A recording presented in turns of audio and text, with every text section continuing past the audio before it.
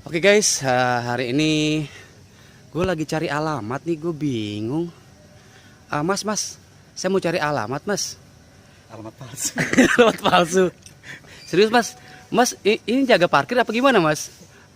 Sembarangan lo. Sembarangan ya? Pernah gue lihat di Ajab. Oh, mas pemain sinetron ya mas? Oh gitu, Ya, saya mas. orang biasa. Oh gitu, mas. Saya mah. Boleh nggak sedikit wawancara mas? Boleh ya? Apa, cuy? Kita sedikit wawancara mas ya.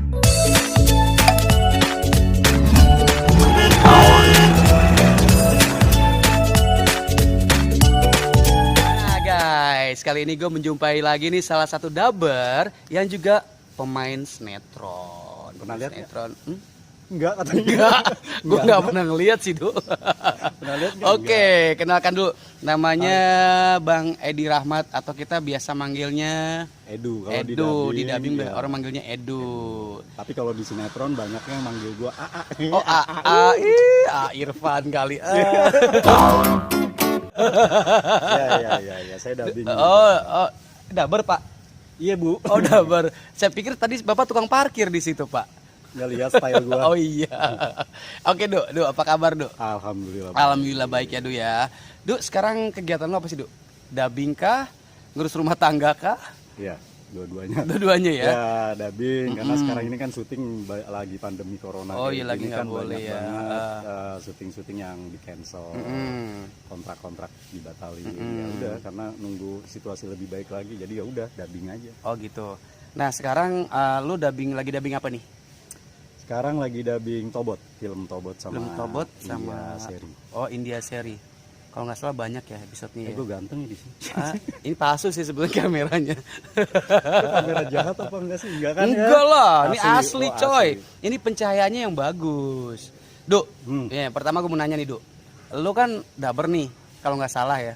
Ih, kalau nggak salah, Kalau nggak ngajar salah. lo. Gue dubbing dari tahun 95 ya. Oh, belum nanya sebelumnya gue. Oh, oke, udah jelasin. Lu dubbing dari tahun 95 Du. Ya 95. Itu awalnya di mana Du? Atau awal karir lu tuh gimana bisa terjun ke dunia dubbing Du? Sebenarnya faktor ketidaksengajaan sih. Oh gitu. Ada temen gue yang udah jadi dubber, terus nawarin gue untuk tes di salah satu PH dubbing. Kita sambil jalan aja kali Boleh ya. disebutin PH-nya? Boleh nggak apa-apa. Iya. Gue dijemput tuh. Lu jangan ganjen ya. Ya, ganjen anjir. Terus ya udah akhirnya coba-coba di tes di studio PH dubbing Avintra. Waktu itu ada ya banyak lah yang tes itu banyak, terus diterima cuma 3 orang yang dipanggil termasuk gua gitu kan. Wih, beruntung dong lo ya. Iyalah, mereka pasti lihat dong. Terus ya udah gue still Bukan yakin aja. kasihan ya. Sebenarnya sih gue nggak ada basic itu, nggak ada basic dubbing apa segala macam. Teater ada nggak? Nggak ada. Pertamanya juga ini ada dubbing apaan sih gitu kan. Oh gitu. Terus ya udah pas gue coba, oh ternyata kayak gini. Jadi ngisi suara orang maksudnya orang luar di dubbing dalam bahasa Indonesia. Itu kalau nggak salah studio Avintra itu yang ini ya sinetron. Bener Avintra ya? Avintra. Itu yang banyak telenovela itu ya? Iya betul. Itu telenovela pertama, dubbing pertama gue adalah Ines Duarte. Ines Duarte. Ya, sama si cantik Clara. Oh, oke. Itu film pertama lo ya kan? Film pertama gue. Nah setelah itu, Langsung dapat peran gue. oh peran, Ih, sombong banget sih. Ember. Peran utama. Iya. Kalau boleh tahu peran lo siapa sih? Oh dulu di peran utama di si cantik Clara, gue ngegantiin salah satu dubber. Ya dubber cowoknya kebetulan waktu itu ada halangan, akhirnya diganti. Ya gue gantiin dia, Valentin waktu itu. Valentino. Valentin. Gue nggak tahu soalnya filmnya kayak apa gitu kan. Booming Cin. Oh booming ya? Gue belum jadi dubber itu. Iya belum jadi dubber. Gue masih ini di taman kanak-kanak itu. Taman kanak-kanak. Terus iya kayak gitu. Oke. Di sinetron juga ada faktor ketidaksengajaan sih. Oh gitu. Lo kan pemain sinetron juga nih ya. Kalau ya pemirsa tahu ya, ini pemain sinetron yang diajak dulu. Iya, gua kena sinetronnya. Dikit-dikit azab. Yang judulnya panjang banget ya Du ya. Udah kayak cerpen. Nah, lu memulai awal karir di sinetron sendiri itu mulai tahun berapa tuh? Apa setelah dubbing atau sebelum dubbing? Dubbing dulu. Oh, dubbing dulu baru lu sinetron ya? Baru sinetron, dan itu pun faktor ketidaksengajaan sih, waktu itu nganter temen gua si Ucil gitu kan. Oh gitu, Salah satu lagi PH. casting? Enggak, dia lagi ngurusin kontrak. Oh gitu, terus? Nah, gue disuruh salah satu, ada manajer casting di PH itu minta gua screenshot gitu. Oh gitu. Minta gua screenshot. screen test. Maksudnya casting Screenshot HP kali ah. Nah, terus kalau boleh tahu, Du, sinetron pertama lu dulu. Tuyul Mbak Yul. Oh, lu main Tuyul Mbak Yul. Ya. Bukan jadi tuyulnya, jadi Mbak Yul. Oh, gua kira lu jadi tuyulnya. Enggak. Oh, pernah ya? Itu tahun berapa sih Tuyul Mbak Yul tuh? Tuyul Mbak Yul itu 98-an deh ya, 97 98 Oh, lah. 97 98. Ya, 9. Terus sampai sekarang nih ya, lu masih berkegiatan di dunia acting ya? Masih. Nah, judul yang terakhir pernah lo produksi atau yang pernah lo libatin apa tuh? Terakhir ya? Yang terakhir kali Terakhir sebelum sih. pandemi ini ya? Oh, sebelum pandemi apa?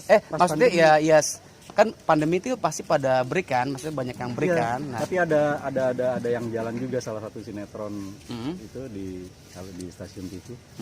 Itu ada yang jalan juga, pas syutingnya tuh pas baru selesai PSBB, maksudnya new normal dinormalkan gitu kan. Nah, itu udah ada syuting, tapi pada saat PSBB nggak ada syuting sama sekali. Sama sekali nggak ada. Kita dirumahkan gitu kan. Oh. Nah, pas new normal baru tuh ada, tapi sekarang udah maksudnya dibatasin sih sekarang.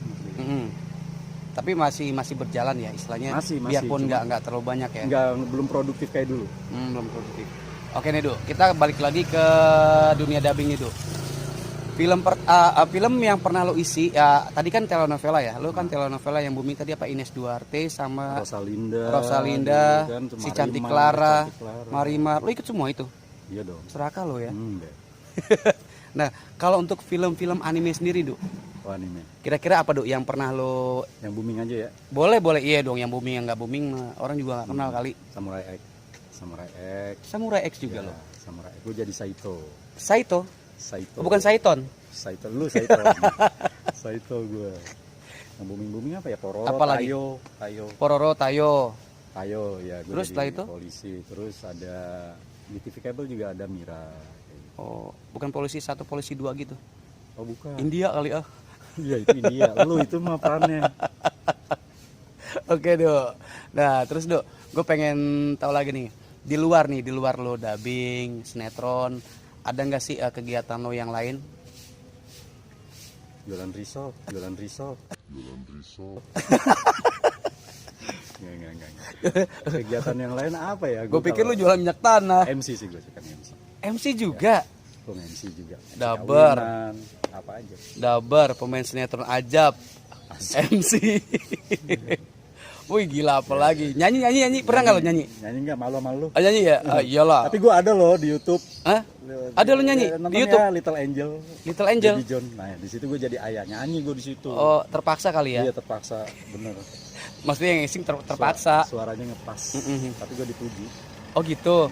Luar biasa Kak Edu. Puji sama keluarga gue. dan yang nonton juga anak-anak lo sendiri dong ya? Iya, ponakan lo. Lo pasti nyebar-nyebar itu ya? Nonton ya suara ayah gitu, suara papa gitu. Ayah. Oke, Do. Tadi lo udah cukup seru ya lo soal dunia lo di dubbing, Pokoknya seputar sinetron, entertain lah. ya seputar entertain.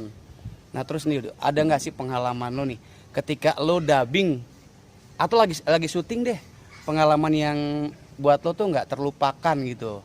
Ya entah itu yang pengalaman yang menarik atau misalkan yang menyeramkan ataupun ya kayak gitu deh. Ada nggak? Banyak sih. Misalkan ya yang menyenangkan dulu deh, yang menyenangkan. Yang menyenangkan. Kalau misalkan gua satu judul dan satu frame dengan artis-artis senior kayak misalkan gitu. Matias Mucus, Meriam Bellina. Wih, gila. Terus Deddy Miswar, itu suatu kebanggaan ya. Gue juga pernah lo main sinetron sama Deddy Miswar. Siapa yang nanya? Oh iya kan gue nanya lu ya. Iya. Itu yang menyenangkan tuh bisa satu frame ya. Ya. Satu frame atau satu produksi nih? Satu produksi dan beberapa scene bareng sama mereka. Oh, pernah barengan juga? Benar. Oke. Jadi artis senior tuh bener-bener yang disiplinnya kuat, terus profesional. Ya profesional dalam segi waktu, profesional acting, profesional pekerjaan dia tuh bener-bener profesional banget, dan gue harus niru mereka yang udah senior kayak gitu. Oke, itu yang menyenangkan. Nah, ada nggak sih pengalaman lo yang ya mungkin agak-agak mistis waktu syuting sinetron ataupun ataupun kurang menyenangkan gitu? Ada nggak kira-kira menurut lo? Ada. Yang lo alamin apa tuh? Ya, kalau misalkan gue pernah sih beberapa kali gue syuting horor, maksudnya syuting film yang berbau-bau mistis gitu kan, film horor yang syutingnya waktu itu gue di puncak. gue syuting di salah satu villa dan judulnya juga Villa Misteri. Wow. Terus villa serem itu, ya? Kayak lo. Terus villa itu kan Terus kayak gitu bang. bener-bener yang perabotannya itu kejawen banget gitu kan, kayak kayu-kayu semua, ada kursi goyang kayak gitu-gitu semuanya. Terus kayu. mungkin bangunannya juga kayak bangunan zaman dulu gitu nggak? Nah itu. Jadi gue tuh di situ pernah dengar cerita katanya sih ada yang pernah bunuh diri. Oh ya? Di villa itu. Nah, terus apa tuh yang lu rasain di situ? Yang gue rasain hari pertama sih enggak. Pas hari kedua gue lagi nunggu scene gue masuk malam, gue nunggu di mobil. Terus kebetulan mobil gue parkirnya tuh berhadapan dengan pohon-pohon pinus gitu. Gue sendirian karena sambil nunggu, jadi gue udah di mobil, gue setel musik. Udah tiba-tiba gue waktu itu kan lagi musimnya BBM ya. WA masih belum terlalu ini. Nah ada yang BBM gue, terus dia bilang BBM masuk, bang lagi syuting ya, lagi syuting horor ya. Terus gue bilang ini siapa ya? Udah nggak perlu tahu bang, tapi saya tahu abang lagi syuting kan, syuting horor kan. Iya saya lagi syuting horor. Isinya kayak gitu tuh, isi iya, BBM-nya tuh. Terus kamu siapa sih? Gue bilang gitu kan. Saya Ismi bang, Ismi. Terus ya udah gue lihat kan profilnya kan, kan ada profilnya di BBM. Gue lihat fotonya, foto anak SMA cewek gitu kan. Oh cakep gitu. Ya lumayan sih putih gitu kan. Iya. Terus ya, tapi gue maksudnya gue selama gue pakai BBM gue belum pernah berteman dengan orang yang namanya Ismi. Belum pernah, gue nggak punya teman BBM gue namanya Ismi. Terus tiba-tiba ada yang BBM lo namanya BBM Ismi, gua dan ada namanya juga nggak di situ? Ada di situ. Di profilnya? Di profilnya, gue juga bingung. Terus bang kemarin ada yang kesurupan ya? Emang ada yang kesurupan? Kata dia tuh. Syuting hari pertama tuh ada yang kesurupan, figuran kesurupan waktu itu ekstras kesurupan, dia jadi ngeliat bayangan dia sendiri, dia kesurupan. Nah alhamdulillah kan bisa disadarkan kembali oleh sutradaranya. Kebetulan kan Bang Vindo tuh religius banget. Terus ya udah, loh kok kamu tahu? Aku bilang ada yang kesurupan. Iya bang saya tahu. Terus dia kirimin foto. Dia kirimin foto orang kesurupan itu. Ini kan bang yang kesurupan. Jadi dia di fotonya itu dari bawah, dia di atas lagi begini, pakai baju merah, rambutnya segini, dia begini gitu kan. Anjir gue bilang nih, anjir. Fotonya dia gitu. Nggak tahu, dia cuma bilang ini kan bang yang kesurupan. Loh kok dia tahu ya? Gue aja nggak tahu karena kan gue waktu itu hari pertama gue tidur kan. Terus ya udah, kok dia tahu ya? Kok gue merinding ya dia? Iya. Lu siapa sih? Gue bilang gitu kan. Lu siapa sih? Lu tuh ekstras, lu pemain atau apa? Gue bilang gitu. Abang nggak perlu tahu deh, tapi saya tahu kok abang lagi syuting horor. Terus ini kan yang bunuh diri, fotonya tuh dikirim. Langsung gue delkon, langsung gue hapus, gue ngibrit keluar gitu kan. Dan lu lagi sendiri tuh ya? Lagi sendiri, gue laporan aja sama pimpronya di situ kan. Namanya Mbak Eli. Ada ini nggak pemain yang namanya Ismi? Dicek sama dia, nggak ada. Ekstras ada nggak ada, dia bilang gitu. Yang namanya kenapa lu kok wajah lu pucat gitu? Ya udah gue ceritain kan kasusnya gini. Kata Mbak Eli, mana fotonya sini gue mau lihat. Ya udah gue hapus mbak, gue saking takutnya akhirnya gue hapus, gue delkon juga itu BBM-nya dia gitu kan. Udah tuh itu pengalaman yang paling menyeramkan kali ya. Menyeramkan. Dan gue pernah syuting beranak dalam kubur. Waduh. Gue kan orangnya parnoan ya. Parno kok penakut. Bedanya tipis loh. Bedanya tipis. Iya. Terus ya sama gue sering bersatu scene, maksudnya berbarengan scene gue sama kuntilanak itu. Beranak dalam kubur. Perannya itu. Perannya. Gue kira kuntilanak beneran.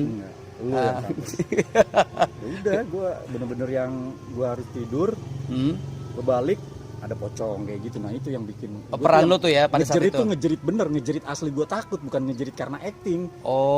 Akhirnya tapi jadi bagus dong ya. Iya wantik, bagus lu jeritnya. Iya lu gak tahu kan gue takut banget sebenarnya gitu. Gak perlu ceritain juga udah tahu sih gue. Oke. Nah itu kan pengalaman lo waktu syuting ya. Nah pengalaman lo sendiri ketika di dubbing ada nggak? Ya pengalaman lo ya, kayak tadi kan ada menyenangkan, ada juga yang menyeramkan. Nah di dubbing ya ada yang bisa dibilang tidak menyenangkan. Adakah yang tidak menyenangkan? Ada. Kenapa tuh? Lu. Kok saingan gue? Suaranya. Oh gitu ya. Oh jadi bapak ini takut kalau rival sama saya gitu.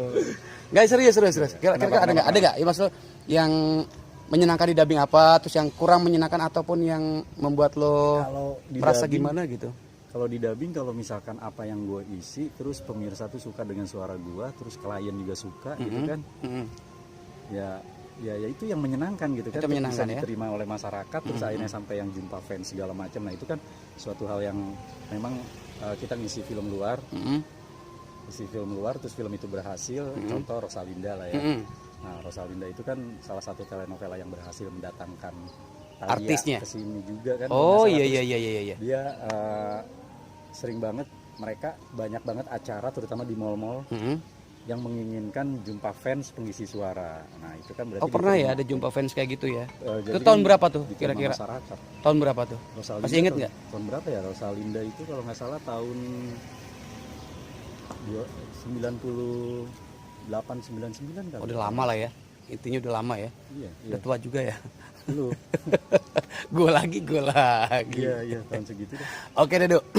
Tadi lo udah ceritain pengalaman lo di waktu syuting, waktu dubbing.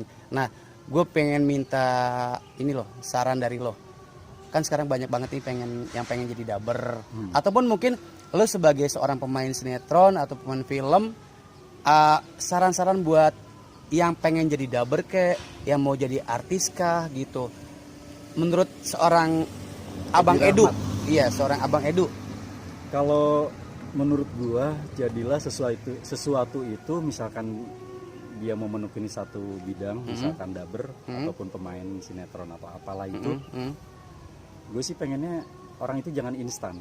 Jadi jangan instan dalam arti gini, Perlu proses. perlu proses. Perlu proses. Jadi kalau misalkan instan kayak gitu kan, misalkan dia baru juga belajar dubbing, tiba-tiba ngelamar ke salah satu PH, dapat peran langsung tinggi, langsung boleh dikatakan dia kan nggak melalui proses yang kita jalani dulu Iya, kan, iya, kayak betul, gimana betul, prosesnya. betul. Kalau gue dulu kan ada proses training segala macam, nggak langsung Luar biasa jadi ya kalau peran. dulu ya, Dulu buat kan jadi seorang bener-bener dubber ya. Betul, jadi jangan instan. Jadi kalau misalkan melakukan sesuatu, kalau misalkan pengen jadi dubber ya benar-benar serius menekuni dunia dubbing, terus benar-benar yang lu olah vokal lu tuh benar-benar misalkan kayaknya vokal gue nih termasuk dalam dalam tingkatan yang peran utama misalkan. Oh, Apa gitu. kategori peran Kategori utama gitu atau ya. kategori B atau kategori C kan banyak tuh gitu kan. Jadi jangan instan lah, kita itu perlu proses, perlu belajar gitu. Nah, Pokoknya sama intinya aja. buat semua ya nggak ada yang bisa langsung aja ya, Betul, ada Kak.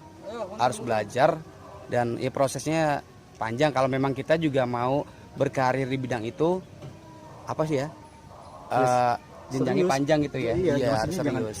jangan kalau misalkan Jangan baru setengah-setengah juga, lah ya. Satu itu, kedua juga kalau misalkan baru juga belajar berlatih sebentar terus tiba-tiba dapat peran, Sombong. instan banget, sombong kan, wah gue udah dapat peran kayak gitu. Oke. Sama aja sih di sinetron juga. Kalau di sinetron ya itu juga sama. Kan banyak banget sekarang nih yang matiin harga pemain-pemain lama, Oh gitu ya. pemain-pemain baru, Curhat nih kayak curhat. berani dibayar murah, Yang penting main. tampil di TV Oh, gitu kan, iya, tapi iya, tanpa iya. melihat kualitas acting Betul, kayak betul, gitu. betul, Jadi betul. harus ya proses juga lah gitu loh. Jadi, ya Iya berarti Kayak ya gua kan ini jadi- ilmu yang luar biasa lah dari seorang Edi Rahmat, seorang pemain sinetron yang juga dubber yang sangat terkenal. Cuco. Cok, Oke Du, terima kasih udah Ya, menyempatkan waktunya wawancara sama channel ayahnya Adel. Ucapkan salam dulu dong buat para netizen dan juga jangan lupa subscribernya. subscribe, like, komen ya. Kalau bisa Ya komen. betul. Oke terima kasih Kritik-kritik juga semuanya. nggak apa-apa. Betul Buat betul. membangun. Kritik itu bisa buat membangun channel kita biar lebih baik, baik lagi. Oke semuanya terima kasih atas perhatiannya. Assalamualaikum warahmatullahi wabarakatuh. Waalaikumsalam. Thank you ya. Jangan lupa nonton.